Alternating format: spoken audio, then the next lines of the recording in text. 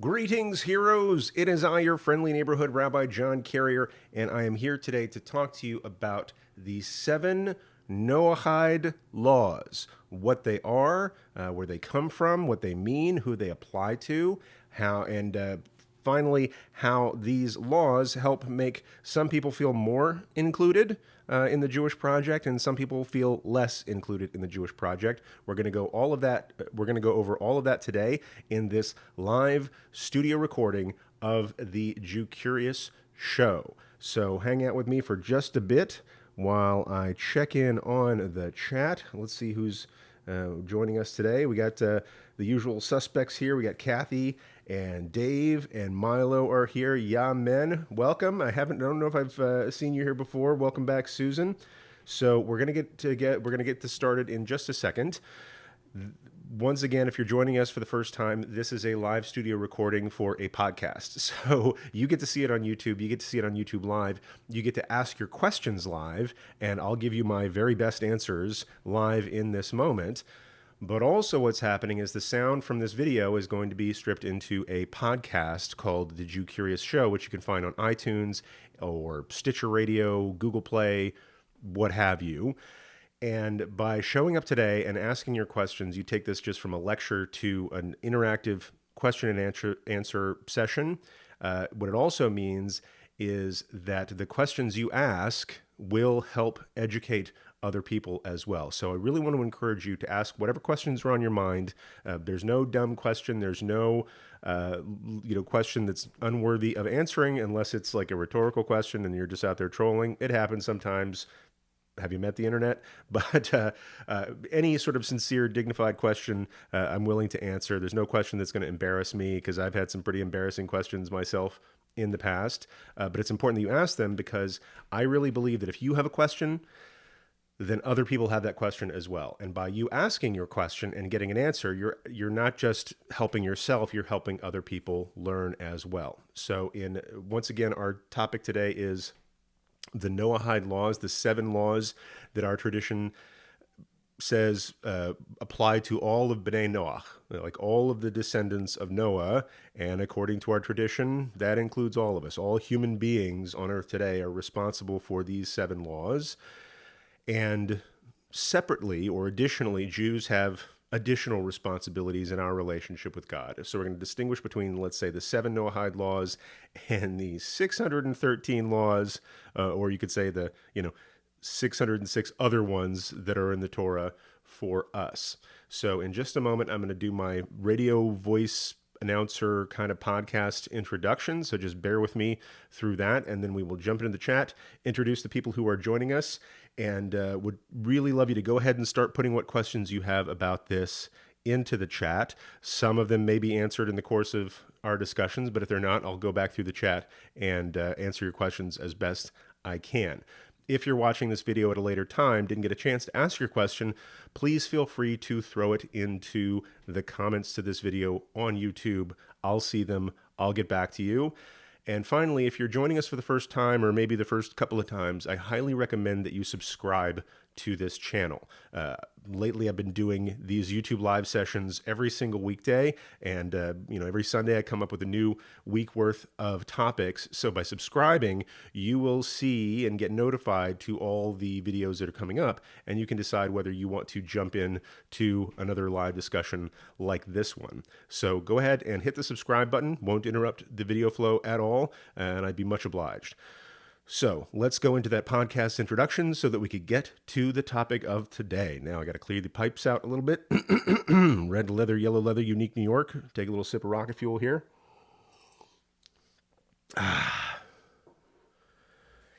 And away we go. Hero, have you ever heard of the Noahide Laws? In today's episode, we are going to talk about the 7 laws that the Jewish tradition says applies to all of humanity. How is this different from the Jewish laws? Is it different from the Jewish laws? What are they? To whom do they apply? And how are they being used today, both to include people and exclude people? We'll find out right after this bass. And here's where I take a little pause to get a silence sample that helps me edit the sound quality a little bit better later. So just bear with me. It's bad radio, boring video.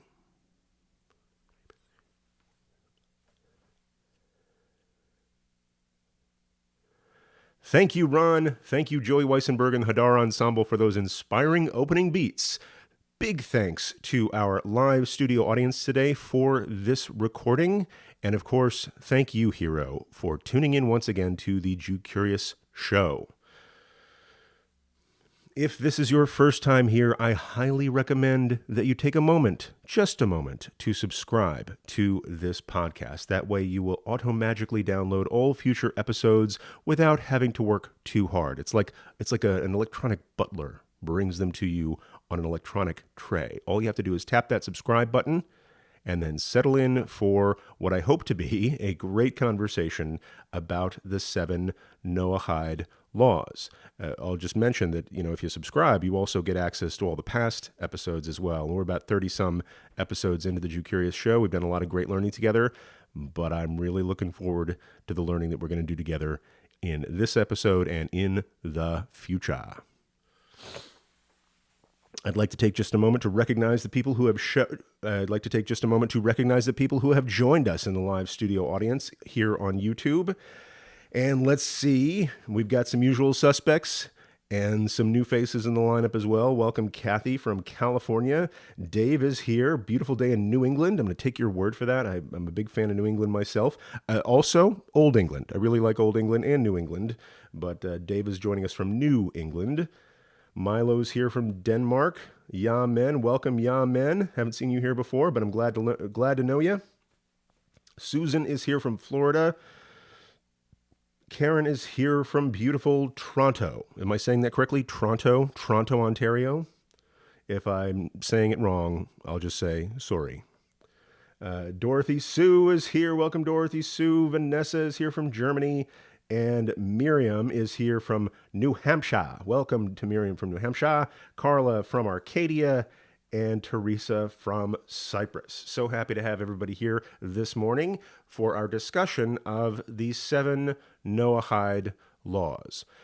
There is a tradition going back all the way to the Talmud, and possibly an oral tradition before that as well, that there were 7 laws given by God to Adam HaRishon and also to Noah, often pronounced Noah, that guy with the boat, if you catch my drift.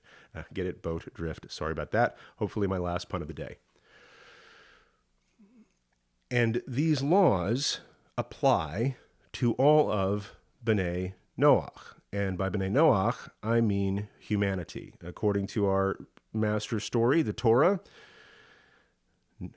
God created the first people, Adam and Chava, or Adam and Eve, and that went okay for about 10 generations until humanity degenerated into lawlessness and all sorts of nasty behavior, except there was one guy who sort of stood out in his generation, and God decided at one moment, I'm going to start over with him.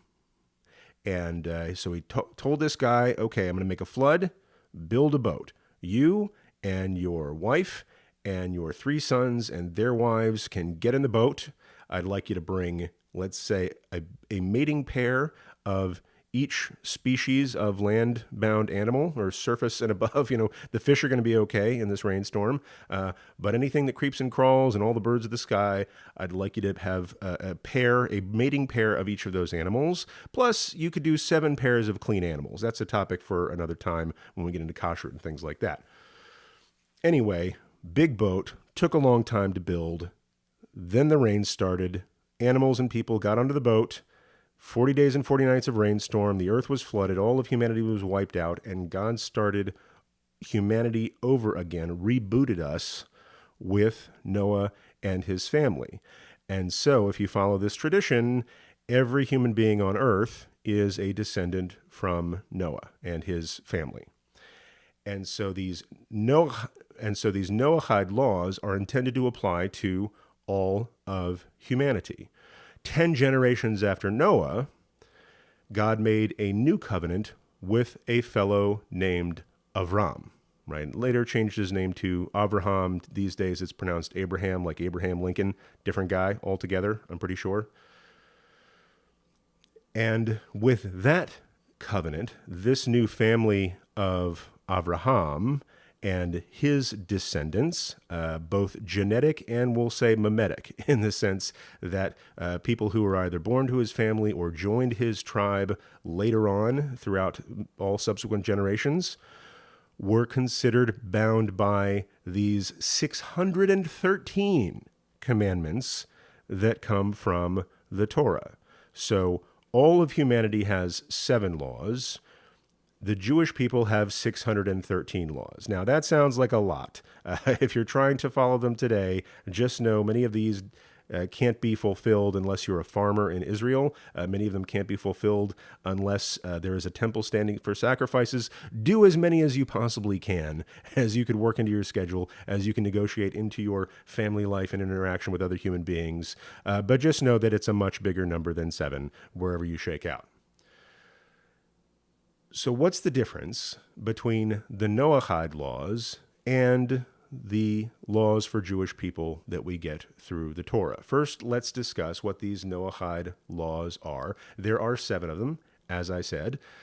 There are 6 what we call negative precepts, not because they're a bunch of Debbie Downers or or they say negative things about people. They're negative as in thou shalt not. They're mitzvot lo ta'aseh. You don't do these things, and that's how you follow the law. Like, you literally follow the law by doing nothing, okay? Just don't do these 6 things, and you're fine. And so there's 6 negative precepts and 1 positive precept. Here is a thing that you should do in order to fulfill this law. And the 6 negative precepts are these. We start with avodah zarah, meaning foreign worship or idolatry. Essentially, in the understanding of the rabbis, this means acknowledging the godness of those other than the one true creator, right? This is against polytheism. This is against idolatry, worshiping objects, or acknowledging the existence of more than one God. This falls into the category of avodah zarah. So, according to the Noahide laws, people should be monotheists, right? People should reject the notion that there are more than one. People should reject the notion that there's more than one God out there, much less multiple. But this also includes the prohibition against idolatry, worshiping things, statues, images from nature, things like that. And so that's rule number 1: no idolatry, no avodah zarah. The second Noahide precept, this negative precept, is no what we call Kelilat Hashem. That means cursing the name of God, known by the technical term of blasphemy. So sometimes we get mad, right? And sometimes we attribute to God responsibility for bad things that are in our life, and we may be tempted to curse God's name. We should avoid that temptation, is what this second precept is saying. So, no worshiping other gods or multiple gods. No cursing the name of our one God. That's number 2. Number 3 is a prohibition on what's called Gilui Arayot, which directly translates into uncovering nakedness. This goes to sexual immorality as it's described in the book of Leviticus, chapter 18, later on. And it's not a one-for-one match. It's basically saying no incest, no adultery. Some people include no homosexual acts in that as well, although I have my own personal interpretation of that as it comes through Leviticus. But generally speaking, no sexual violence, right? No sexual crime. That's in these top 7. So let's say we've got 1, no idolatry, no blasphemy, no sexual crime. And I mean that as crime because most of these would fall into the category of non-consensual acts because of power differentials and things like that. Number 4 is a prohibition on shefichut damim, or spilling blood, literally meaning no murder, right? That's one of those things that we might have figured out for ourselves, and that's a commentary often put onto the Noahide Laws, is that these are all things that we probably could have figured out on our own just by logic, but all the more so, this is something that we can share with all of humanity. So, no idolatry, no blasphemy, no sexual crimes, no murder. Number 5, a prohibition on hagezel, like no stealing, right? Some people might call this a respect for private property, if you will. So no stealing, no taking things that aren't yours, and that goes for objects, intellectual property, what have you, anything that you're taking advantage of somebody and depriving them of something that they created or something that belongs to them. Yeah, don't do that.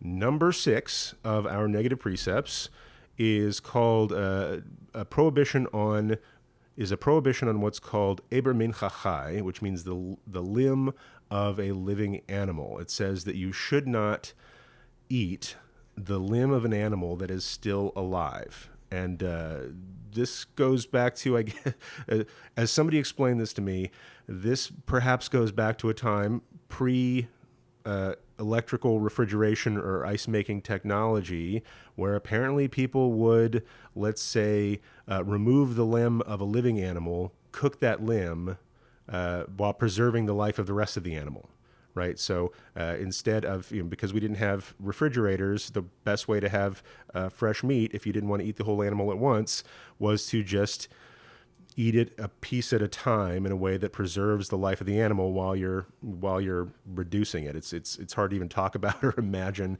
but that's why they're saying, like, this is an incredibly cruel thing to do. It's not just like taking a bite out of an animal that's still walking around. This is like removing the limb of an animal and then cooking that while the animal is still alive. Don't do that. Those are the 6 negative precepts. Just to go back, again, we're talking about idolatry, we're talking about blasphemy, we're talking about sexual immorality, we are talking about murder, we are talking about theft, and we were talking about, let's say, extreme animal cruelty, just for our own material satisfaction or satisfaction of our hunger. Those are the 6 things you shouldn't do. There is one more thing, a positive precept called denin. And this is a positive commandment that people should establish systems of justice, right?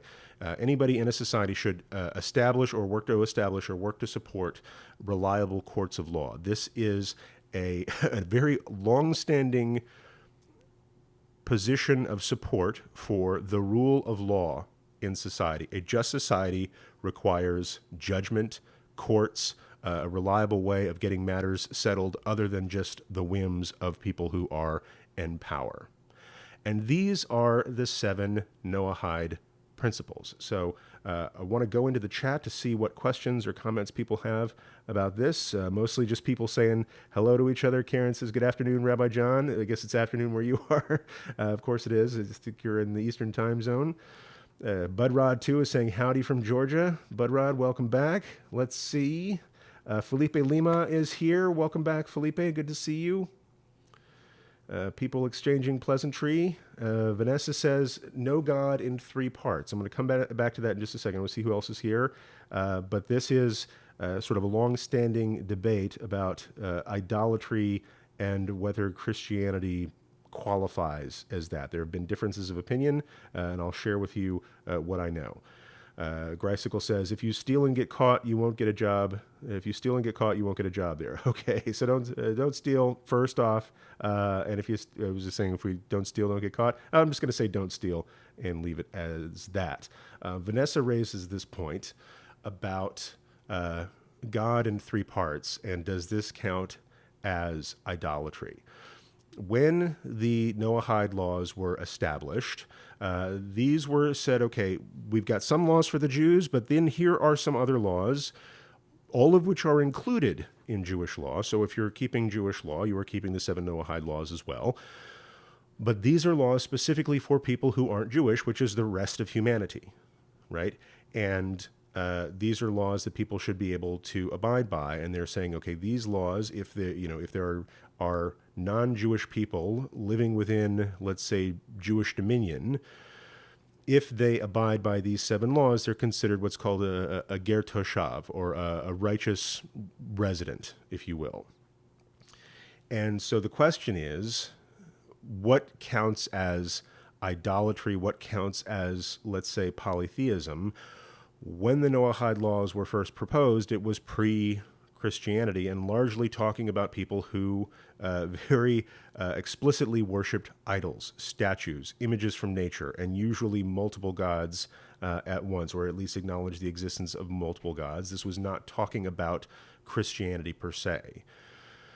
As, we'll say, monotheism sort of caught on, gained new expression in Christianity and later in Islam, through centuries of debate, it was sort of agreed, the general understanding is that Islam is monotheistic and Christianity is as well. Now, many Jews have a problem, or many Jews have a hard time understanding how a 3-part God in the Trinity is not worshiping 3 gods as once.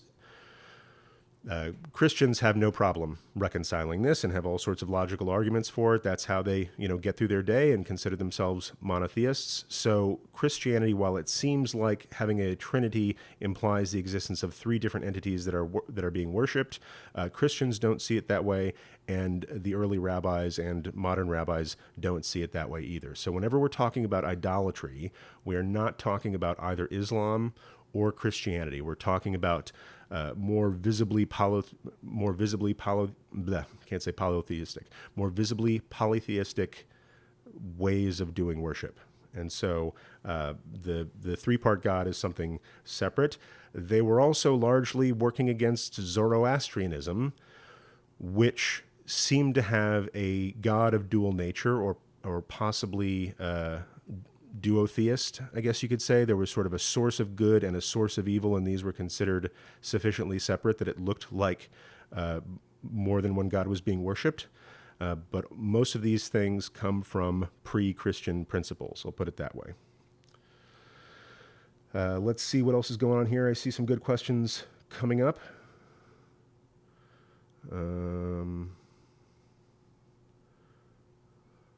Karen shares, many people living righteous lives are Noahide and don't know it, right? It's a label for something that they're already doing, right? Kathy shares, a rabbi I talked to said he received plenty of inquiry.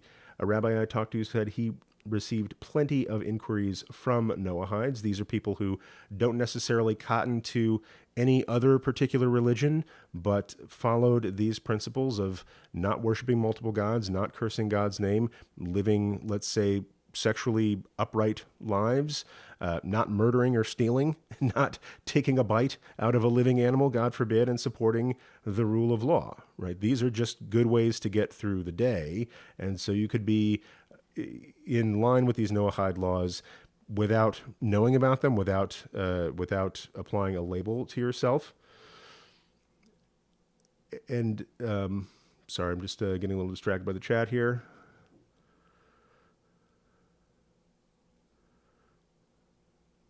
So I'm going to check out some of the other questions we have here. Vanessa says, I have been told that Jews do not have to be Jewish to be a good person as long as you follow the Noahides. Is this a polite way to turn someone away? So this raises a perhaps controversial question that I nonetheless wanted to get into today, and that is how these Noahide laws can be seen as both a model for inclusion, but also sometimes can be taken as a model for exclusion. We'll start with the positive. One thing that these Noahide principles do is that they help bind the Jewish project with the human project. This acknowledgement that all of us get all of our blessings from one God, that all of us get our sense of moral responsibility, our knowledge of good and evil from one God, whether we are part of the Jewish covenant or not. We have 7 important principles in common. And that's not nothing, right? When we have a world that seems bent on dividing people against each other, of dividing communities against themselves, this idea that there are principles that apply to all of us by virtue of being human is the ultimate model of inclusion, right? We have these principles in common. Some people talk about Judeo-Christian values. I really don't like talking about that because I think sometimes it's used to whitewash very legitimate differences between Jewish values and Christian values. It excludes another monotheistic faith. It says that if you're not Jewish or Christian, you don't have these values. And so I don't use that term of Judeo-Christian values. However, these are some things that are shared across multiple faiths. So it can be a model for inclusion, recognizing our common humanity, recognizing our common nature of being created in the image of God, and recognizing our common responsibility for the well-being of society. And I think that's actually a fantastic thing. However, I also, just by talking to people who have been part of, let's say, Noahide communities or taken a Noahide class, sometimes it appears to me that the Noahide principles or the teachings about following the Noahide laws are used as a way of pushing people away from studying about Judaism. And there is a teaching that I came across earlier that goes all the way back to the Talmud that's saying, and somebody's mentioned it here in the chat today so far, saying that Gentiles are forbidden from Gentiles are forbidden from observing Shabbat in the same way that Jews observe Shabbat. In fact, there's a saying that it's not only forbidden for non-Jewish people to keep the mitzvot, it's also forbidden for rabbis to teach these mitzvot to non-Jews. This is a position that rabbis have taken, not for nothing. When this position was espoused by people like Rabbi Yochanan and Reish Lakish and the rabbis of the Talmud, we were also being killed for teaching Torah by the Roman Empire. So not only could teaching Torah to people who weren't Jewish get us the death penalty, even when it wasn't quite so dangerous. Sometimes teaching principles of the Torah to people who weren't a part or weren't committed to the Jewish project would teach people how to use these things against us or to argue with us or against us in courts of law and things like that. And so if people would take, they say a little knowledge is a dangerous thing. If people learned some principles of the Torah, then they could turn around and use it to harm the Jewish people who are actually committed to the project of the Torah. An example of this, I think, is many times when people, and I'll challenge, recommend, I don't know the right way to put this. I'll just say, Google Talmud. And if you Google the phrase Talmud, somewhere not too far down the results, you will find articles written by anti-Semites, neo-Nazis, whatever you want to call them, picking out elements of the Talmud that are unkind to non-Jews or talk about divisions between Jewish people and not Jewish people. Now, this is a handful of references in a book the size of a set of a book the size of a set of encyclopedia, and yet there are people who have anthologized these quotes and says, this is what the Talmud teaches, this is who the Jewish people are. And it's a little bit like Balaam going up on the mountaintop at the behest of Balak to curse us by just looking at a small part of the camp and then cursing the entire camp. And so for these reasons, it was often decided that we shouldn't teach Torah and interpretations of Torah to not Jewish people. However, these Noahide laws we could teach. Not only could, but should for the benefit of humankind. In this spirit, Rabbi Menachem Mendel Schneerson, the late Habad Rebbe, back in, I want to say, 1983, decided that part of the mission of Habad should be not only to reach out and help Jewish people do mitzvot, but also teach these Noahide principles to non-Jewish people. And so wherever Habad was in the world, in addition to having classes and services and things like this to outreach to Jewish people, they would have classes to teach the Noahide laws to not Jewish people in the same neighborhoods. And I fully believe that the Rebbe intended to spread the wisdom of God and morality throughout humanity as much as possible. In my experience with some students that I've had, I've also seen this used as kind of a block to say, okay, you can study this, but the rest of this is just for us. And again, it would be cited going back to the Talmud. There were times when Jewish teachers would not teach Jewish stuff to people who weren't Jewish for the safety of our own community. My decision or my interpretation, which bears on my teaching today, and probably many people are watching this video right now, is that risk doesn't pertain like it used to. And I have decided to teach Torah and Jewish values to as many people as I possibly can, wherever they are coming from, whatever spiritual path they are on. Because like the Rebbe's decision about the Noahide laws, I really believe these teachings, these laws, this wisdom can help people improve their lives. But what I don't do is say, okay, here's this bucket of 7 things, follow that, ignore the rest. Or this is for you, this other stuff is for us. The fact is, in teaching Judaism, you cover all of the 7 Noahide laws. Look, if somebody does not connect with another faith, right? And this happens a lot of, let's say, people are raised in, just for an example, Christian households or any other religious household, and it doesn't, let's say, take. For me, it didn't take. Well, by the time I was an adult, I didn't identify with that community anymore. And if you find a religious teaching that speaks to you and draws you in, go for it, right? And if following the 7 Noahide laws and studying them and finding new ways to participate in them speaks to you, then pursue that. But I'll say, if you're not done, meaning if from number 7 you want to go to number 8 or number 12 or number 613, I'm the last person who's going to say, nope, it's enough that you be a Noahide.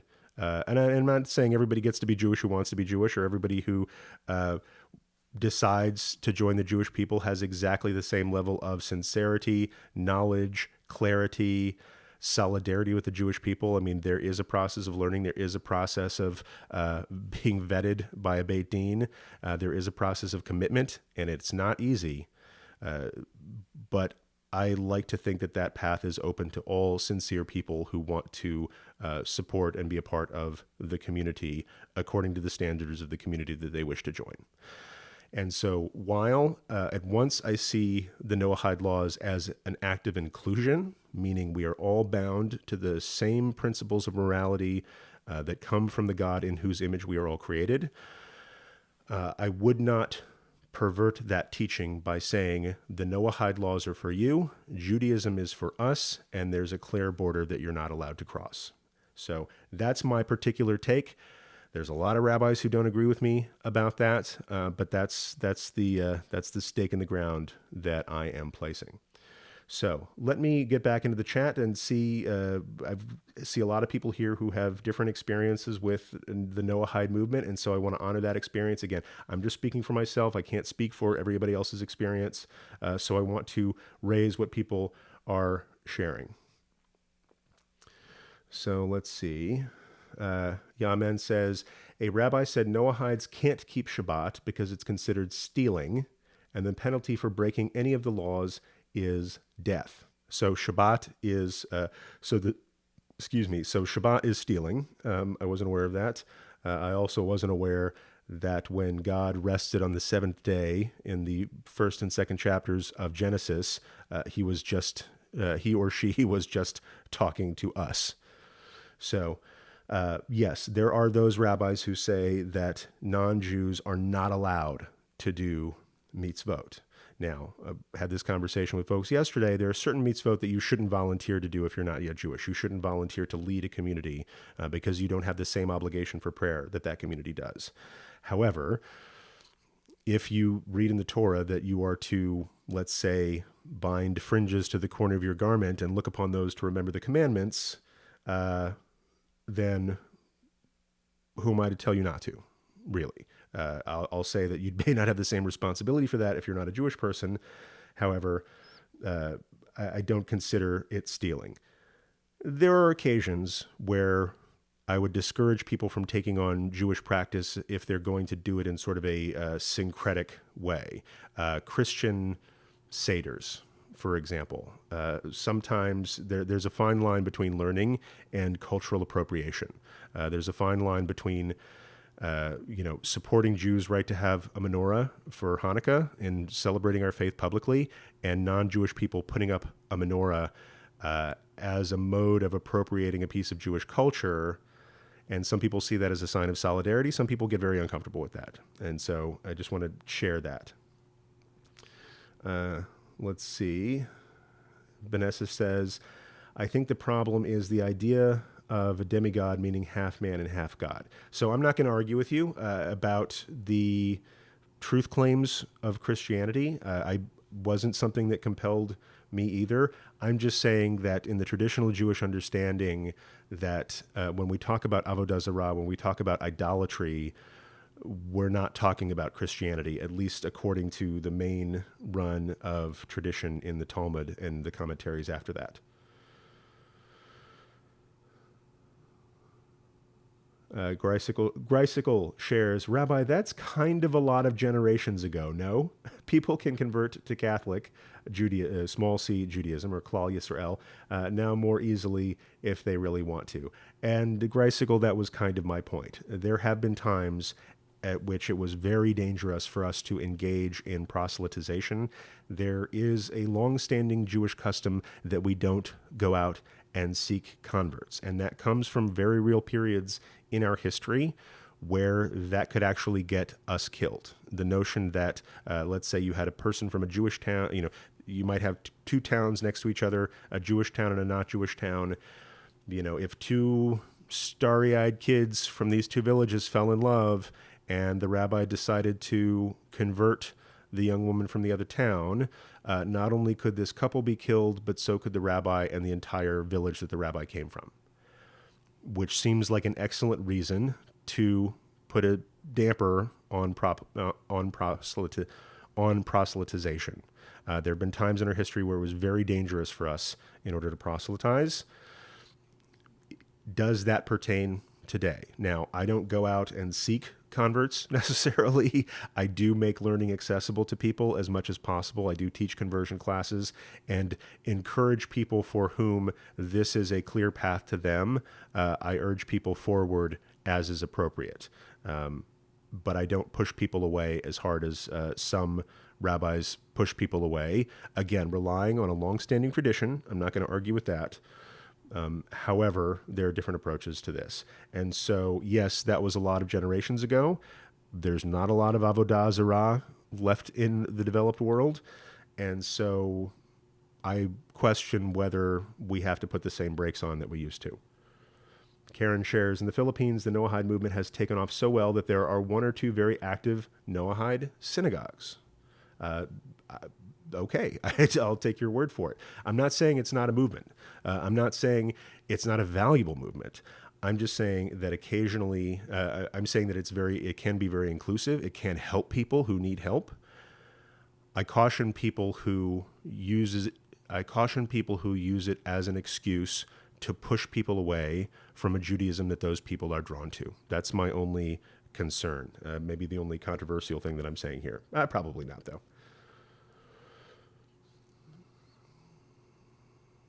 Miriam shares, I had the same question as Vanessa. It makes you feel like they don't want to convert you when you don't share the same belief as any Christian. And that's true. I will say my understanding is that while Rabbi Schneerson and the Habad movement have been perhaps the strongest proponents of teaching for the good the Noahide Laws, this is also a community that is, in my understanding, from my experience, the community that's least likely to encourage people to convert. And so on the one hand, you have this teaching that's expansive. On the other hand, it's coming from the movement that's least likely to encourage a non-Jewish person to convert. Chabad's mission is primarily, and I can't speak for them necessarily, just what I read in the papers. Chabad's mission is to bring Jews, according to their understanding of who is Jewish, back to Jewish practice. Not even to do it the way they do it necessarily, but just to do, one more mitzvah. That is their mission. Their mission is not to expand Judaism in the sense of expanding our numbers through proselytization. Their mission is to expand the Jewish experience of each individual Jew in the world that they can affect, which I think is a positive mission. However, we should be very clear that they're not necessarily talking to you if you're not already Jewish, or you're not their primary concern. And I say this with love for the work of Habad. I say this with love for particular Habad rabbis that I've known. I'm not criticizing them in that mission at all. I'm just making some clear distinctions, because I run into a lot of people who are attracted to Judaism, first learn with Habad, because Habad does some of the best outreach and educational work out there, but then they hit this wall of wanting to move closer into the Jewish family and finding that there's a barrier there. And so because of my experience of meeting people like this, I just want to spell that out.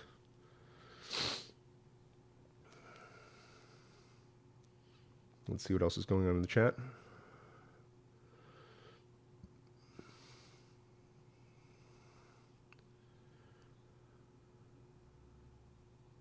We've got a lot of comments here. I'm sorry, I know this is bad radio. I'm just reading through the different comments here. Karen says, yes, yeah, man, Rabbi, I felt like I outgrew, but not saying it's bad for others. I guess it was first stepping stone to move forward. Yeah, sometimes you learn with a rabbi, or you learn with a particular community, a particular philosophy. You get what you can out of that. That doesn't mean you're done learning. And I have multiple teachers, multiple rabbis in my life, multiple teachers who aren't rabbis. And I wouldn't know what I know, do what I do, be who I am, without each of these teachers in my life. And so I recommend, although there is some value to having a particular relationship with one rabbi who is kind of your main rabbi, that might not be stable throughout your entire life. And even if you learn primarily with one rabbi, you can learn from multiple teachers. And so that's always been true within Judaism. And so I would encourage people to pursue that same path. Let's see. Grycicle says, by the way, the new Ivrit Biblical Hebrew course on Great Courses, there's some Biblical Hebrew courses being shared. It's on Netflix. Let's see. No, misunderstood that.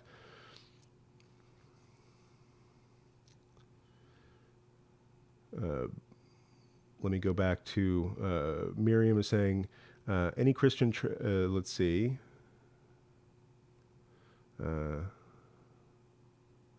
Yamen shares, what I understand is that Hashem never gave religion, Hashem gave instructions. Torah and Noahide is so old, but so new and excluded like me that I want to be Jewish. So I'm not sure if there's a question there, if I'm making perfect sense of it. Kathy asks, isn't Torah supposed to be shared with the nations of the world? There is a midrash that God brought the Torah to various nations before God got to us, in the sense that, there were many people who had the opportunity to take on Torah, and we accepted it. Now, this midrash could possibly be polemic against different peoples of the world, but for example, it went to, it says they tried to, God, it says God tried to offer the Torah to the people of Sodom Vamara, a city that's not there anymore because of, pillars of salt and fire and sulfur and stuff. But God took the Torah to the people of Sodom, and the Torah said, no selfishness. And they said, no, we're all about being selfish, so you can keep it. God went on and offered the Torah to the people of Edom, the descendants of Esau. And they read it, and it said, don't murder. And the people of Edom said, we're kind of into murdering people, right? This is again, was a polemic against the Roman Empire that they associated with Edom. But then brought the Torah to the Jewish people, but then brought the Torah to Bnei Israel And Bnei Israel said, yeah, we can hang with this. And so we got the Torah and inherited the Torah. And nevertheless, I do believe it's a responsibility for us to share the wisdom of what's in the Torah with the world. We don't need to make everybody else Jewish. That is not our thing at all. However, from that very first relationship between God and Avram, who would later be called Avraham or Abraham, God said, I'm going to make your life a blessing, but I'm not going to just make your life a blessing. I'm going to make other people's lives a blessing through you. Nations of all over the world will bless themselves by you. They'll look to you as an example. Their lives will be enriched by knowing you and knowing your story. And we are to be considered a nation of priests and a holy people. Well, if you just have priests and nobody to priest to, nobody to share that wisdom with, there's almost no point in being a priest. We are to be a light unto the nations. We are to be like a moral lighthouse, I believe, for all the nations of the world. I firmly believe that the Jewish people is the conscience of the world in the sense that we have a very well-developed moral philosophy. We've also been through some of the worst suffering of any people on earth and have endured that not just for our own sake, but in order to tell the story, in order to call out injustice wherever we see it. And I believe that is the gift that God gave us to be that gift to this planet. And I think part of that is expressed in the Noahide commandments. So again, I want to reiterate that it's not just about exclusion. The Noahide commandments are there to include all of the world in the most essential moral responsibilities that we have. However, I hesitate to say that what Judaism has to offer the world stops at those 7 commandments. That's what I'm trying to get across today.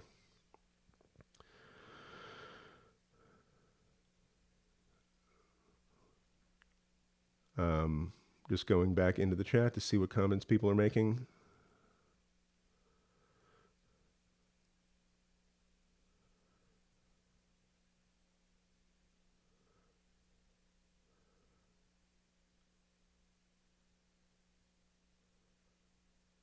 Vanessa asks, why won't some Jews enter a Christian church but will enter a mosque?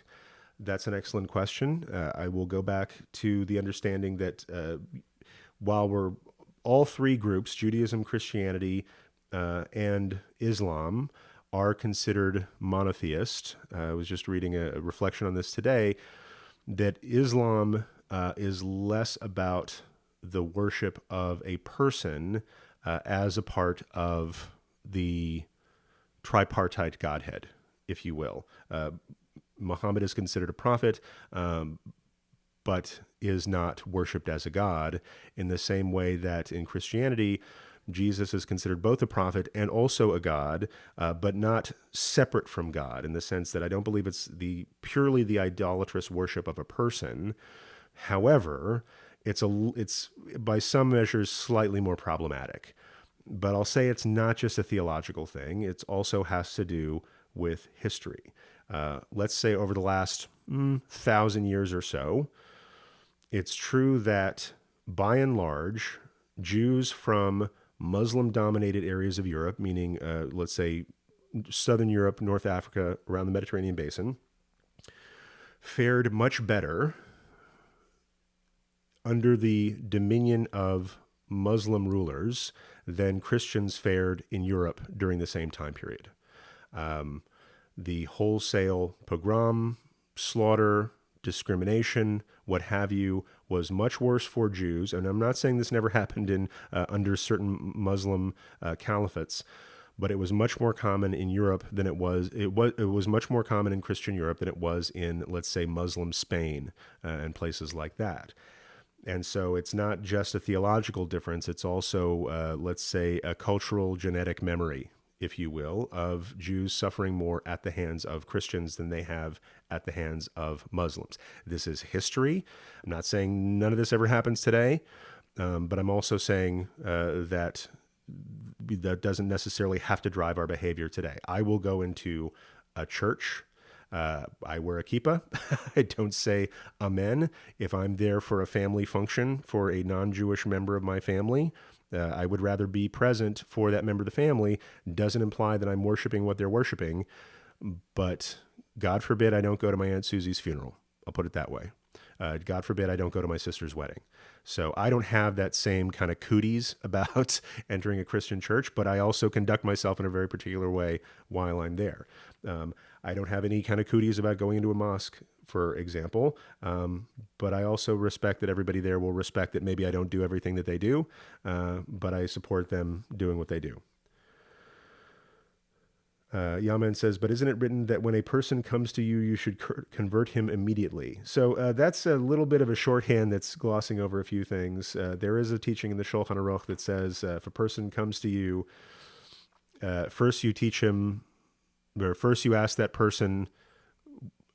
So I'll just go back to the Shulchan Aruch. It says that when a person comes to you seeking to convert, first you say, it's super hard being Jewish, right? There are 613 rules, and we've been kicked around a lot by history. And if that person says, yes, I understand, and yet I am not worthy, then that person, you teach some of the major mitzvot, you teach some of the minor mitzvot, and then you convert them as quickly as possible before they have a chance to change their mind. That's a teaching from the Middle Ages. So it's not that anybody who comes to you, you should convert them immediately. And there have been other times in our history where that teaching was unsafe for our people. So I'll go back to the philosophy that there's almost no true sentence that starts with Judaism says, because Judaism says a lot of stuff that has been applied differently in different periods of our history. Nonetheless, or maybe all the more so, it makes it fun to teach. Let's see what else is going on. Grycicle shares so-called.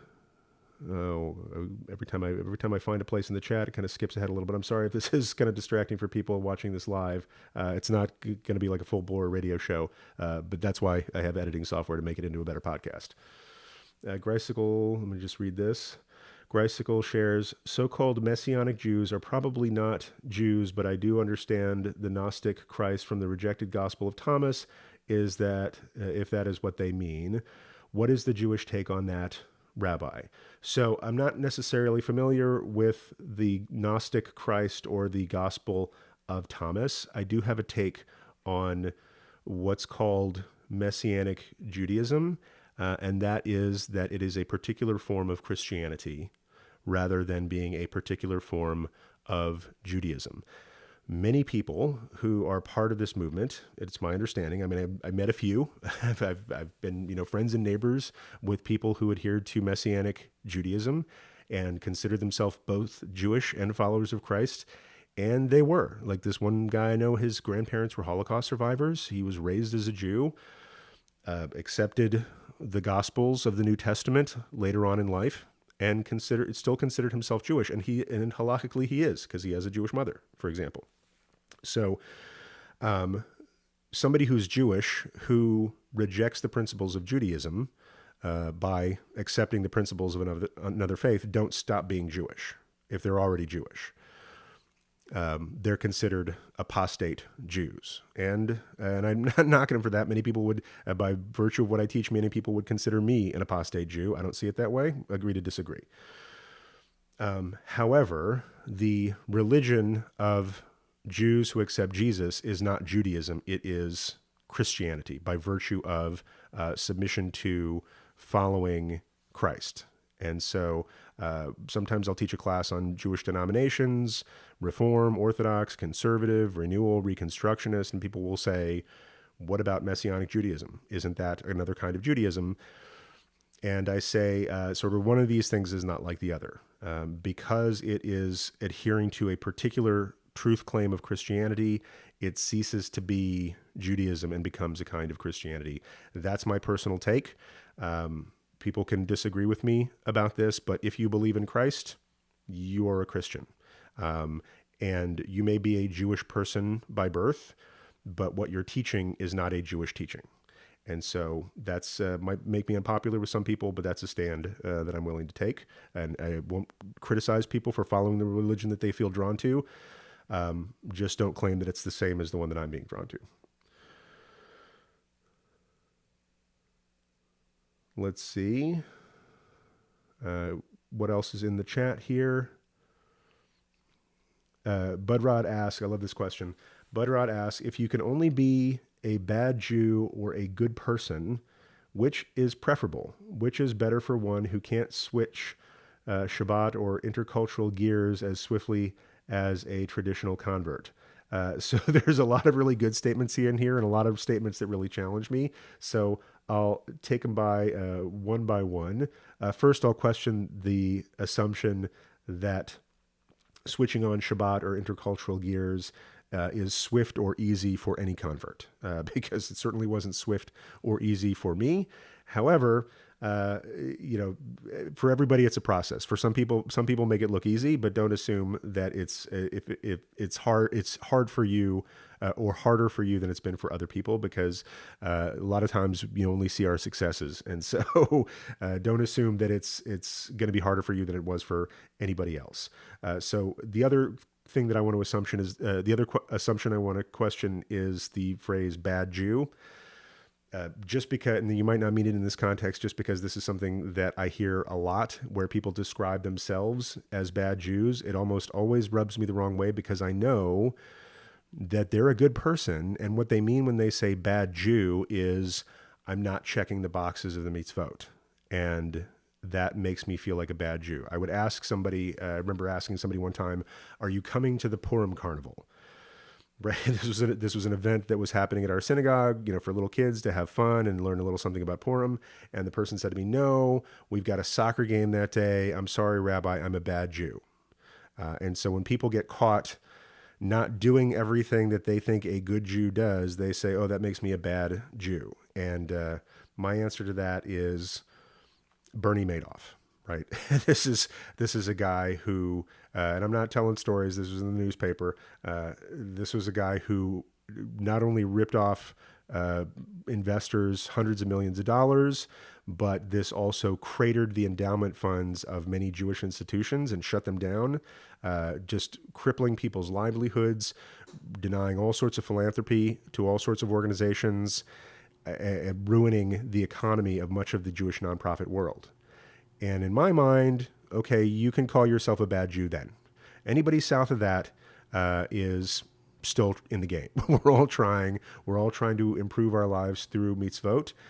So I hate the descriptor bad Jew when applied to somebody for not doing Shabbat candles or fasting when it's time to fast or all these things. I think there's a core of goodness that doesn't necessarily affect. But I think more to the point of Budrod's question, if you can only be, let's say, a person who's not Jewish who does all sorts of good things, or a person who is Jewish who doesn't do a lot of good things, which is preferable? Which is better for one? And I have to go with a good person, because again, I think this is sort of a false dichotomy. I think being a good person is accessible, God willing, to everybody, whether they are Jewish or not.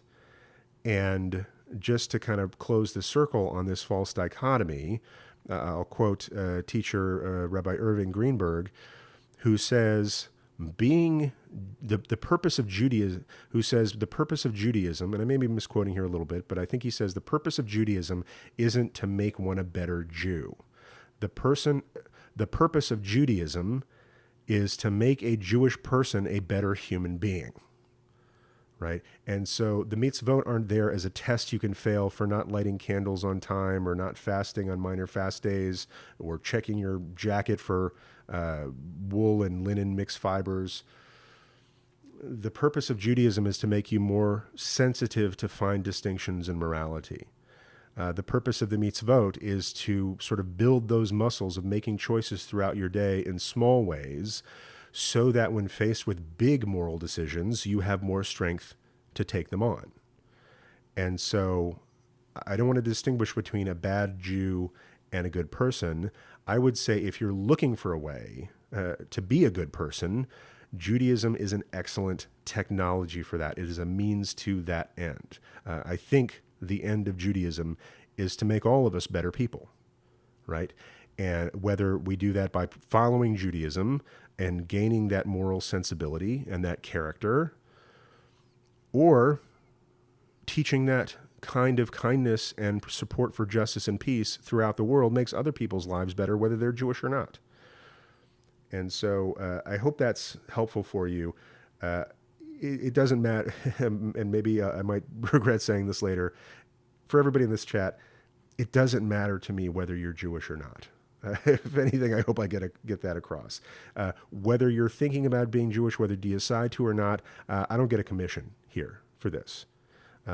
What I'd like to do is teach Jewish traditions, Jewish law, Jewish customs, Jewish philosophy that have changed my life, I think are gradually making me a better person. I am not perfect, but I feel like a better person than I used to be because I followed this path.